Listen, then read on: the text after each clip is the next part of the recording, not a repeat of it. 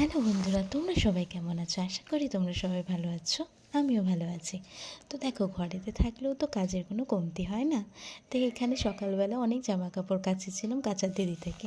তো এখানে সব জামাকাপড়গুলো এবার ভাঁজ করার পালা। এক গাদা জামাকাপড় বরকত্তা তুলে নিয়ে এসে গজগজ করছে। তাকে তো এখন ভাঁজ করতে বললে তাহলে তো আমার মুন্ডু খেয়ে নেবে একেবারে। তাই ভয় আর কিছু না বলে নিজেই জামাকাপড়গুলো ভাঁজ করে ফেলছি। ঘরেতে থাকলে যেমন কাজ, বাইরে গেলে তো কাজেই যায়, তো সেখানে তো কাজ করতেই হয়। মানে রেস্টের ভীষণ অভাব। তাই মনে মনে ভাবছি, জামা কাপড়গুলো ভাঁজ করছে, মনে মনে ভাবছি কালকের দিনটাও তো ছুটি, কালকে একদম দিব্যি ঘুমিয়ে নেব। কালকের দিনটা মানে বুধবার দিনটা পুরো নিজের জন্যই রেখেছি, মানে ছুটি নিয়েছি।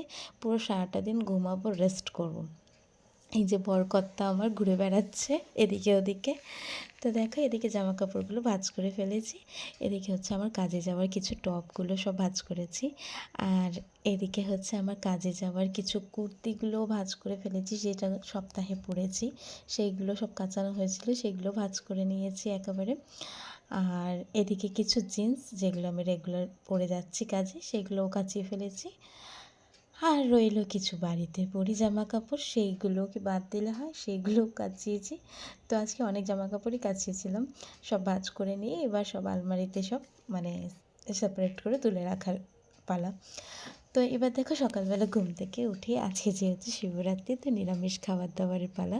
তো এদিকে পোলাও আর আলুর দম বানিয়ে নিয়েছি। আর সারাটা দিন আজকে আমার শুধু ঘুমাবো।